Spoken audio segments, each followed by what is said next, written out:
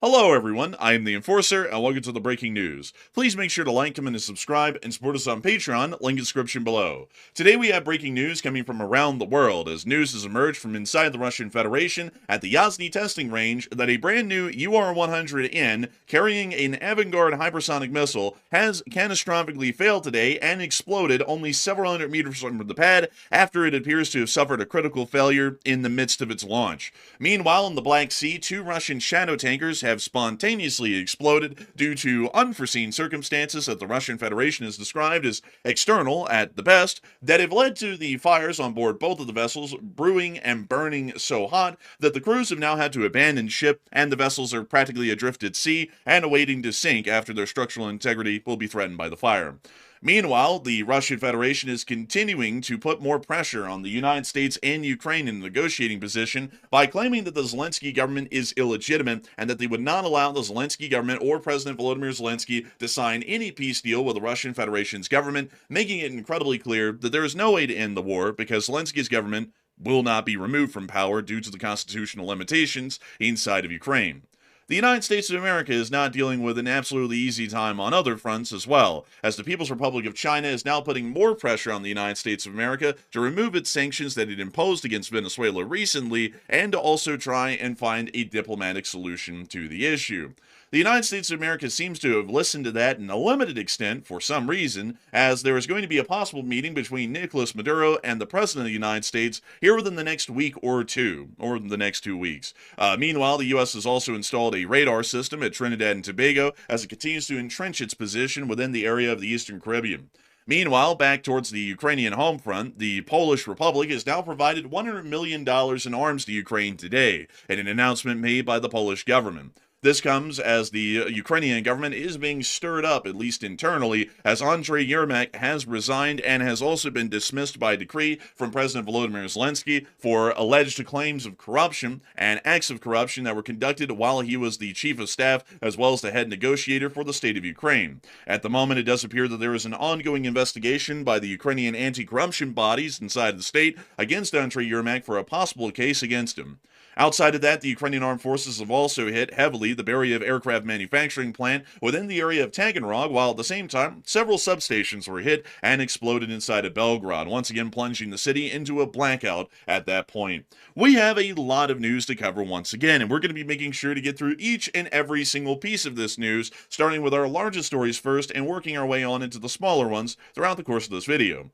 Moving us on into our largest and most important bit of news from this video, we are going to be moving ourselves into the area of the Orenburg Oblast, and specifically towards the area of the Yasny testing range. The Yasny testing range is a smaller complex within the eastern area of the Orenburg Oblast.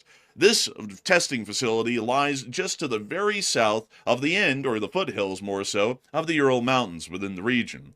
This testing facility is somewhat important as the 13th Guards Missile Regiment, which operates the UR-100Ns and UR-100N UTTHs, which are equipped with the Avangard Hypersonic Glide Vehicle system, use this testing range to be able to conduct launches of the UR-100N system, also known as the SS-18 or the SS-19 ICBM system here within the Western world, or at least by its reporting name.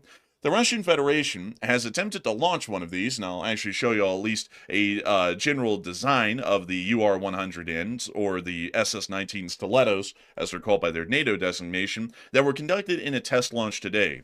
The ICBMs themselves are not entirely new. The first versions of the SS-19s, or the UR-100Ns, whichever you would prefer to call them, were actually being put into service around 1975.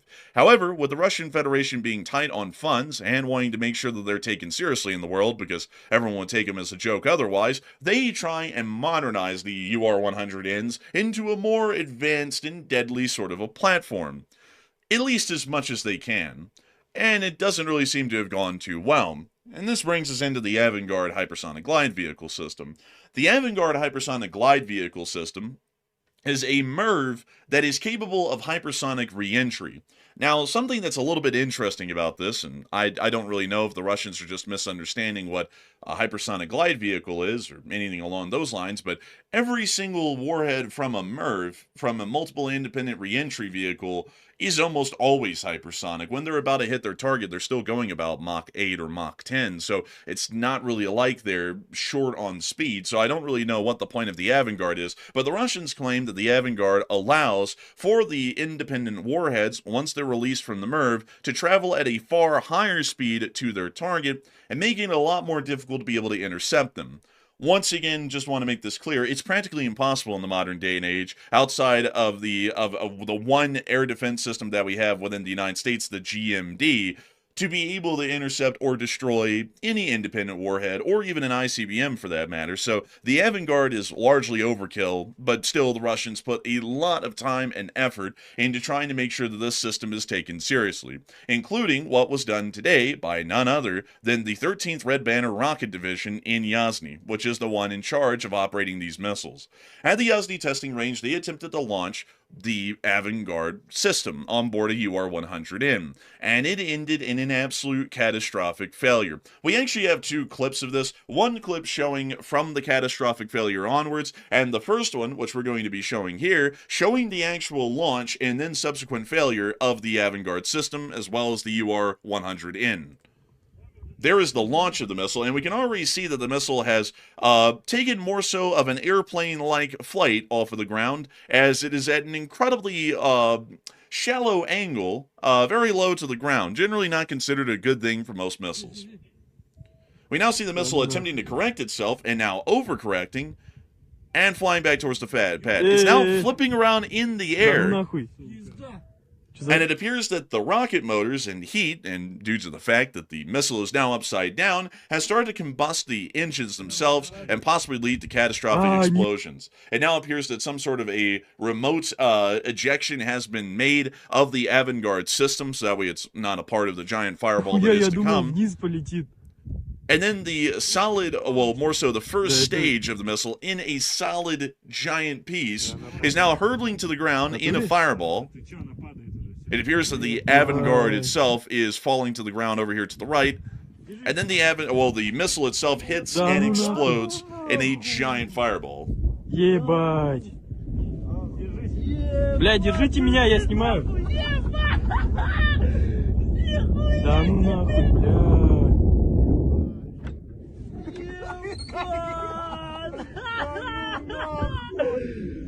Что, упало? Да. Упало.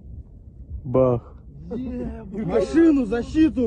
It doesn't look like it turned out to be a successful test. And once again, for the Russian Federation, which has suffered an endless amount of failures on their nuclear testing fields throughout the entirety of the war in Ukraine, this is another embarrassment for the Russian Federation and the Russian state as a whole. From what we were able to hear, at least from the aftermath, the smoke cloud that was rising was obviously toxic. You can look at that and easily tell that it's toxic. Nevertheless, it's a cloud of violet-colored smoke that is toxic, filled with multiple different kinds of materials and chemicals that were used inside of the propellant of the missile that is rising in the air around the test site. Apparently, we've also been able to hear afterwards that the Russian Federation is apparently dealing with a very large fire that's basically encompassing the entirety of the Yasny testing range. That right there is a little sliver of the Yasny testing range I was just showing y'all a moment ago, and this giant red block here is what the firm satellite from NASA confirms to be the area that's on fire. So basically, the entire plain around the Yasny testing range is now on fire at the moment. It's not an incredibly good look for the Russian Federation to have another ICBM failure like that in their tests. The United States of America has conducted multiple ICBM tests throughout the years, and the amount of failures that we've had have been wildly small compared to the number of launches and tests attempted. The Russian Federation right now is running on average more than a 50-50 chance of failure, with the larger majority chance being a critical failure more so than a success, with practically all of their missile tests. The only one that we've heard of recently that has succeeded was the Beriev nuclear-powered cruise missile, but the Russian Federation has provided absolutely no proof in video and picture evidence to actually show that that launch or test was ever conducted at all. So we do not even know if that was even a real test. It may have more so just been a propaganda claim with absolutely nothing to verify or prove if it actually happened or not. Still, the Russian Federation, it's continuing while it's clearly running out of money to keep the war in Ukraine going, it's about to have to bail out the railroads. Almost every single Russian company has referred to a 3-day work week. Large amounts of Russians are unemployed because layoffs have been happening over the past few months that have pretty much halved companies in terms of their employment. And on top of that, the Russian nuclear arsenal is clearly derelict and quite underfunded due to the amount of critical failures that they're facing, or generally the incompetence of the military is what's producing these failures, one or the other. The Russian Federation is still wanting to play ball, at least the best way that they can. They are now claiming, according to Dmitry Medvedev, that the corrupt government surrounding the expired Kiev clown has crumbled. He may still be sitting in his office, spewing cocaine from his nose, but he won't be the one who signs the peace treaty. The buffoon is illegitimate. The collapse of his system is inevitable. I guess when the Russians lose another guy to another anti-corruption scandal, I guess that's nothing to the Russians. I guess that's just another day. But at the same time, Medvedev is making it quite clear, as we generally assume that he is a minor spokesperson of Putin, and whatever he says is approved by Putin, to generally show his true feelings without him being the one to say it. Basically, Medvedev is Putin's anger translator, if you want to put it that way. Medvedev is making it quite clear that they're still not going to recognize the legitimacy of the Ukrainian government in any peace negotiations, meaning that the Ukrainian government can't even talk to the Russians to end the war ever, in any form, because the Russians consider them to be an illegitimate government. So, this is once again putting quite a damper on any sort of an attempted peace talk with the Russian Federation, because you can't have a peace talk with a country that isn't even willing to talk to the other country and treat them like a legitimate country to end the war. So the Ukrainians resorted to what they know best, which is just obliterating the Russians, at least where it counts. Down in the Black Sea today, near to the coast of Turkey, a report came out on a situation that was involving what appeared to be a tanker at the time. It later turned into two. Today, according to RIA Novosti, a tanker caught fire in the Black Sea off the coast of Turkey due to external influences, aka the Ukrainians blew it up. The Turkish Maritime Authority reported on Friday that the crew is being evacuated. A report was received that a fire broke out due to external influence on the tanker Kairos, which was en route to Novorossiysk without cargo, 28 miles off the coast of Turkey. The condition of 25 crew members is normal, the department reported in a press release. The tanker under the Gambian flag is currently in the Black Sea. Rescuers have been dispatched to the vessel to evacuate the crew, the department noted. We also were able to then hear that it wasn't just one ship, it was actually two. Two Russian tankers had exploded due to quote-unquote external circumstances within the area. The first picture here is showing the Kairos, which appears to be absolutely enveloped in fire down to the waterline, with a large gaping hole, assumed to be here, allowing for a massive part of the fireball to fend directly off of the waterline and off of the port side of the vessel. Additionally, we were also able to see the Virat, or the Virat here, whichever way you want to call it, also on fire as well, although we couldn't really get close enough to the vessel in this picture to tell exactly what kind of fire it was, what side of the vessel it was on, and what area of the vessel it was in, whether it was towards the fore, amidships, or aft part of the vessel. It was a little bit unclear at the moment exactly where the fire had broken out in the Virat, but nevertheless, both of the crews have been evacuated, and the vessels are currently adrift at sea, engulfed in an inferno, and will soon be sinking. These sorts of fires are very hard to recover a ship from, and many people will wonder, well, why in the world would a ship sink when it's made out of steel just from a fire? Wouldn't steel be able to survive a fire? Well, not necessarily, actually. The heat from these sorts of fires can actually start to warp the bulkheads of the vessel, and can also lead to the buckling of the welds that hold the ship together. This can allow for the egress of water into the vessel, and the catastrophic loss of the vessel in the end due to sinking, due to the structural integrity of the vessel being compromised. So both of these vessels are practically lost effective at this moment, since the crew has now abandoned the ships, and it appears that the fires are raging wildly out of control.